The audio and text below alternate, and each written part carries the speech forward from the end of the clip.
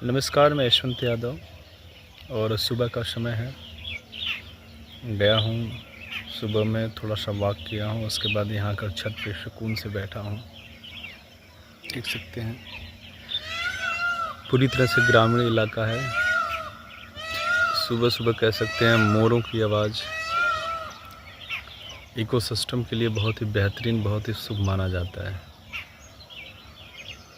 दुख तब होता है जब यही पेड़ पौधे नहीं रहेंगे, उसके बाद जो तमाम जीव जंतु हैं, पक्षियाँ हैं, वो एक स्थान से दूसरे स्थान पर जब पलायन होते हैं, बहुत तकलीफ़, बहुत दुख होता है। ठीक उसी प्रकार से जिस प्रकार से हमारे देश के युवा हैं, रोजी रोटी के लिए पहले एक ज़िले से दूसरे ज़िले में माइग्रेंट पलायन हुआ करते थे। अब एक प्रदेश से दूसरे प्रदेश में, फिर उसके बाद एक देश से दूसरे देश में। तो जो तमाम तरह की उनकी जब यात्रा प्रारंभ होती है और अचानक इस प्रकार की उनके सामने जो संघर्ष कह सकते हैं या समस्याएं कहते हैं, कह लीजिए, जब ये सारी चीज़ें आती हैं ना, तो इंसान वहाँ पे टूट जाता है, क्योंकि उस प्रकार से उसकी प्रिपेयरिंग नहीं होती है, प्रिपरेशन नहीं होती है। वो अचानक सारी चीज़ें आती हैं और आज यही कारण है हमारे देश की जितनी फ़िलहाल अभी जनसंख्या है, यदि उसको सही तरीके से यूटिलाइज़ कर लिया जाए तो हमारे देश को कोई भी देश उद्योग में लंबे समय तक मात नहीं दे सकता, प्रतिस्पर्धा नहीं कर सकता, क्योंकि हमारे पास मैन पावर बहुत ज़्यादा है। ठीक, हमारे पास मैन पावर इतना है कि हमारे देश के जो शीर्ष पदों पर बैठे हैं, दूसरे देश के लोग कांटेक्ट करते हैं कि भैया कुछ जो है मैन पावर हमें आप सप्लाई कर दीजिए। पर हम लोग उस चीज़ को भूल चुके हैं। हम लोग कहते हैं अरे यार, जनसंख्या ज़्यादा होने की वजह से संसाधनों की कमी है। संसाधन बढ़ाइए। किस चीज़ की कमी आपके पास है? आपको देश के संचालन का भार, आपको जिम्मेदारी क्यों दी गई है? बस ये ऐसा है, वो ऐसा है। देखो, जिसको कुछ नहीं करना है वो बहाने बनाएगा, और जिसको करना है वो बाढ़ भी आएगा नहीं तो उसमें भी वो अवसर तलाश लेगा। अन्यथा सारी चीज़ें स्थायी हैं, बेहतरीन हैं, उसमें भी उसको तमाम तरह की समस्याएं दिखेंगी। सोचिए, हमारे देश के जो नौजवान हैं, वो हमारे देश में, हमारे प्रदेश में उन्हें 10,000 12,000 की नौकरी मिलती है, उनके पास स्किल होने के बावजूद। और जब यही स्किल वाला बंदा किसी यूरोपीय देश, किसी अमेरिकी देश या फिर यूएई, यूनाइटेड अरब अमीरात जैसे देशों में जाता है, 40,000, 50,000, 80,000, 1 लाख तक उसके स्किल के हिसाब से उसको सैलरी प्रोवाइड करती है वहाँ की सरकार, वहाँ के इंडस्ट्री, वहाँ के बिजनेसमैन, वहाँ की व्यवस्थाएं क्यों करती हैं? क्योंकि वो कहते हैं ना, हीरे की जो परख होती है वो जौहरी के पास होती है। तो शायद जो भारतीय युवा हैं, उनकी जो स्किल है, जो मेहनत है, जो ऊर्जा के साथ वो काम करते हैं, उनकी परख कुछ चुनिंदा देशों को है, पर अपने ही देश के नेताओं के पास नहीं, क्योंकि उनके पास समय नहीं है। वो पहले अपनी बैंक बैलेंस भरेंगे, इधर भ्रष्टाचार करेंगे, उधर पैसे का हवाला करेंगे, उसके बाद 5 साल के बाद उनको चुनाव जीतना है तो चुनाव में एक बड़ा स्कैम करेंगे, जगह जगह अपना कार्यालय बनवाएंगे। उनका पूरा जो है ध्यान है ना कि हम किस प्रकार से 100-200 साल तक हमारी जो राजनीतिक पार्टी है, जो संगठन है, जो व्यवस्थाएं हैं, वो 100 साल तक ऐसे ही खड़ी रहें। उन्हें परवाह बिल्कुल भी नहीं है आपकी ज़रूरतों की, आपके रोज़गार, आपकी शिक्षा, आपकी सुरक्षा, किसी चीज़ की। तो इस चीज़ को बहुत जल्द से जल्द समझना पड़ेगा, अन्यथा यही स्थिति होगी। हम कुछ लोग कहते हैं ना कि हम आज़ाद हो चुके हैं। आज़ाद क्या आज़ाद? आज़ादी तो है, पर जब तक शिक्षा को लेकर, मैं आज बता दूं, किसी गरीब तबके का कोई परिवार का सदस्य है, लड़का है, लड़की है, यदि वो कोई डॉक्टर बनना चाहता है, कोई इंजीनियर बनना चाहता है, कोई एमबीए करना चाहता है, एमबीबीएस करना चाहता है, ऐसे तमाम तरह की जो इस समय शिक्षा है बहुत ही महंगी हो चुकी है। यदि आपके पिता बिजनेसमैन है या फिर आपके पिता उस योग्य हैं ज़मीनें बेच दें, अपने मिट्टी को अपनी माँ को बेचें, तब जाकर आप उस पढ़ाई को कर पाएंगे। या फिर यदि मध्यम वर्गीय परिवार से आप ताल्लुकात रखते हैं तो उस पढ़ाई को कराने में आपके पिता की कमर टूट जाएगी। तो ये स्थिति, और लोग कहते हैं ओह राइट टू एजुकेशन, शिक्षा का अधिकार सभी को है। कहाँ सभी को है? यहाँ भी बैरियर बनकर पैसा आ जा रहा है।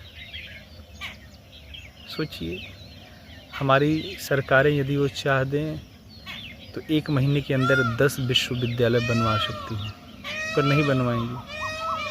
बनवा देंगे तो फिर प्राइवेट वालों के माध्यम से उनको पैसा कैसे मिलेगा? एक एक बच्चे के ऊपर जो है लाखों रुपया वो सब लूट रही हैं व्यवस्थाएं बनाकर, कैसे लूटा जाएगा? कोई भी सरकार आए आपके इस स्टैंडर्ड को, आपके जीवन को बदल नहीं सकती है। ठीक है, यही होता रहेगा तो समझने का प्रयास करो। जो मैट्रिक पढ़ा है, जो इंटर, कोई 5वीं कोई पढ़ा भी नहीं है, उन व्यक्तियों को हमारे देश के विकास का संचालन का जिम्मेदारी दी गई है। तो ऐसे लोगों से आप क्या उम्मीद कर सकते हैं बताइए? जो बहुत ज़्यादा पढ़े लिखे लोग हैं, इसी वजह से ना वो पूरी तरह से निराश होकर किसी दूसरे देश में जाकर बस जा रहे हैं, क्योंकि उन्हें अपने ऊपर भरोसा, अपने स्किल के ऊपर। और यहाँ पर अभी आप छोटा सा व्यवसाय करेंगे, तमाम तरह की तकलीफ़ें आपको झेलनी पड़ेंगी।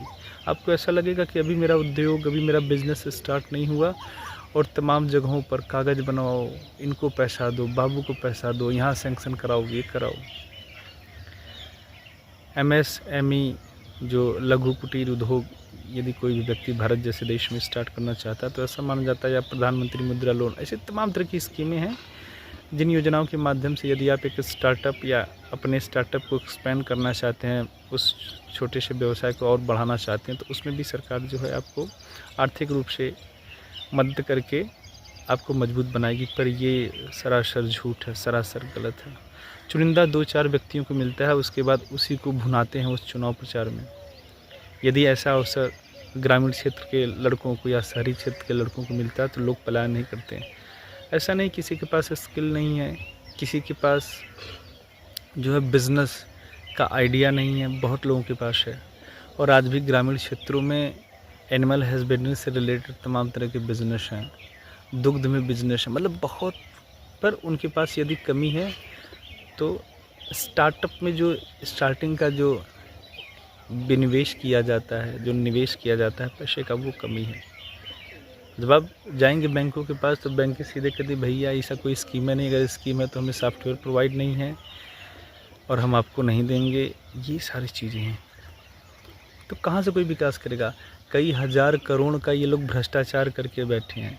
सोचिए, विजय माल्या, नीरव मोदी जैसे किसी एक व्यक्ति को ये लोग कई हज़ार करोड़ रुपया दे रहे हैं और अभी तक पैसा रिकवर नहीं हुआ। एक दूसरे के ऊपर मात्र आरोप प्रत्यारोप की स्थिति है इस देश में। सरकारें वही काम कर रही हैं और लंबे समय तक करेंगी। 55 साल जो आप लोग देखते हैं ना कि 5 साल बाद ये सरकार आएगी, शायद भाई नेक्स्ट जो मैंडेट है सरकार से, जो एक उम्मीद हमारे देश के लोग लगाए हैं कि अब बढ़िया होगा। इतनी बड़ी उम्र नहीं है। जो युवा है जब वो ढलान पे होगा ना तो उस समय ऊर्जा कुछ उसकी और होगी। 30 साल के बाद, 35 साल के बाद बिजनेस आप करेंगे पर वो ऊर्जा आपके पास नहीं होगी। तो ये सारी दिक्कतें हैं। तो सरकार से उम्मीद क्या लगाएं आप? क्योंकि सरकार यदि चाहते, जितना उसके पास व्यवस्था है, जितने अधिकारी हैं, ठीक है, कर्मचारी हैं, वो हफ्ते 2 हफ्ते में किसी भी व्यवस्था को बदल सकती है। स्लॉटर हाउस था ना, जब योगी जी जैसे ही आए शासन में, उत्तर प्रदेश के मुख्यमंत्री बने, मतलब 24 घंटे के अंदर स्लॉटर हाउस जो इलीगल तरीके से रन किए जा रहे थे, बिना कागज़ पत्र के किए जा रहे थे, कहीं भी जो भी चीज़ें थी 24 घंटे में सारी चीज़ें बदल गई, हाहाकार मच गया। तो ऐसी कोई व्यवस्थाएं क्यों नहीं लाते हैं? शिक्षा को लेकर आपके पास 1 रुपया नहीं है, चलो पढ़ो।